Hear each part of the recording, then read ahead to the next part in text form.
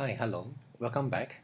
This is a video on how we use the SVANTEK Supervisor software to look at wanted octave information, as well as how we can make use of wanted octave band data to produce the spectrogram. Spectrogram is actually a very useful tool for us to identify unique sound sources when we have a lot of data. So without let's go straight into it. Go to data browser, go to catalog. This is where we see where all the data are being saved. So I have one particular file that was recorded on March 17. It lasted for 54 minutes. The LQ was 94 and the peak was 121. So there's a preview of the recording over here on the bottom. So if I were to look around for different sound file, this is a pretty useful functions to have. Okay, right. So if this is a file that I would like to take a look at that, so double click and there will be a session being created. So it's a big file because it has got audio data as well being recorded. I've enabled this 971 with the audio function, so I can have the actual sound being recorded along with the wanted octave band information.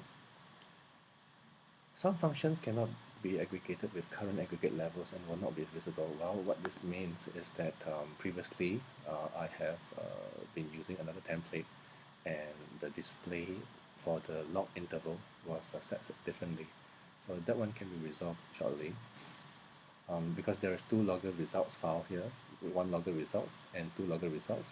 So based on the previous template, the display interval was set up differently.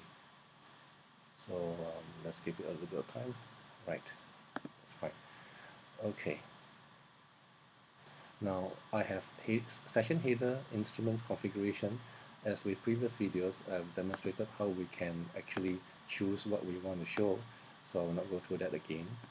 Let us look at the logger results aggregate and say, yeah, select this particular panel, come over to this set aggregate level, and let's say I set it for every single aggregate levels. So this will have all the aggregate being displayed. This was what the so-called information message was talking about.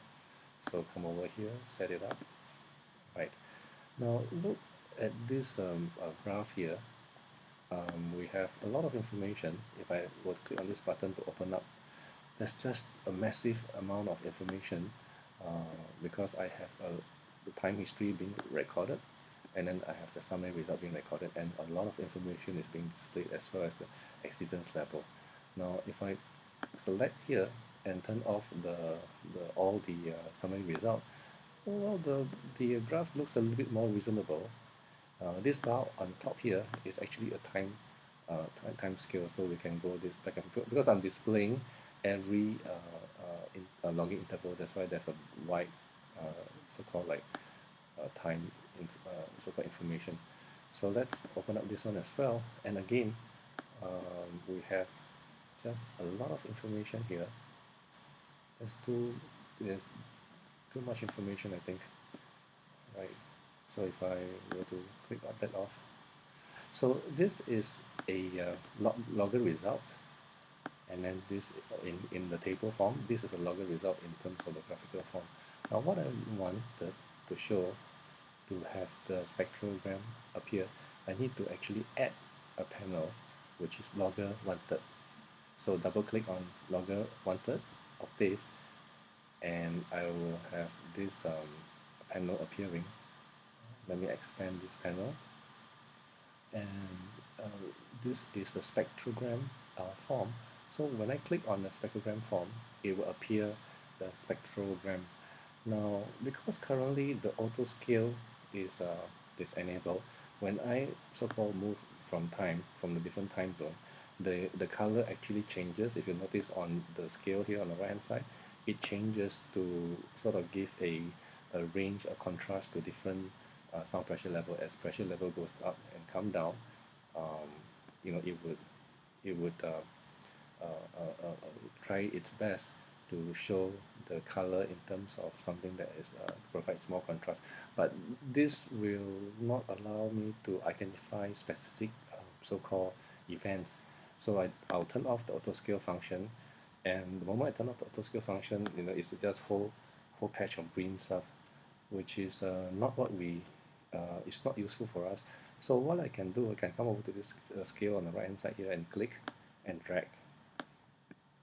Okay, so click and drag the yellow, in this case here, the yellow cursor over here. I can adjust, how much I would like 80 decibel or 100 decibel or 120 decibel to look like. And likewise, I can click on the bottom here and move the blue color a bit forward, so that anything that is probably 40 decibels would be somewhat bluish in color. And if I could click this portion here and allow more red to appear for noise level exceeding sort of like 80 decibels. So okay, there. So with that done, there's a cursor here which we can move back and forth, and to see what are the values at the points that I'm clicking on, I can move this up a little bit to show the main cursor information. So I have main cursor information, I've got time, sort of like lapses information here. So if I move from the left to the right, notice that there's a patch of red color here, and this is at the frequency of 160 Hertz. So on the left hand side, we are looking at frequency. On the bottom axis, the x-axis, we're looking at the time, and with the color code, I'm looking at the different decibels. So at 160 Hertz, I'm seeing 96 decibel. If I were to move the time cursor towards the back side, so there are clearly two separate events that we are seeing here. We are seeing one patch of high noise area that is more on a higher frequency, and then right at the end we are seeing a higher noise area right at a low frequency. So if we have multiple such events that's occurring in a particular period, then by using a spectrogram, I am able to more clearly identifying at what time it occur, versus this information, whether it's tabulated information or whether is it a graphical plot like this. So the spectrogram actually does give us a lot more intuitive display of the data that we've collected. So let's move on to listening to actually how it sounds like for these different sound noise sources occurring. Now, when I click here, notice that it's total A, that means A weighted. I have both total A and total C being recorded. So if I start off from here, which is about 104 decibel, and click on this play button, so when I play the event wave file,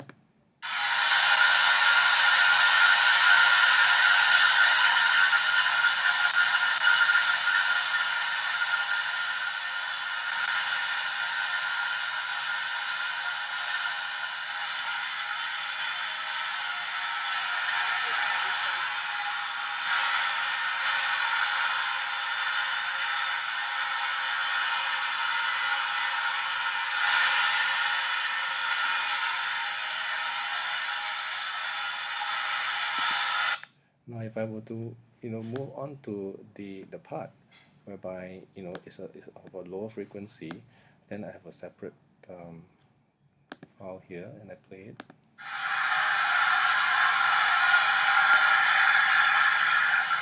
Now, of course, in this particular study, we all had the hearing protector on, so it's not so convenient to use our ears to try to listen to what the sound frequencies are. So with this, sorry, yeah, so it's a bit noisy.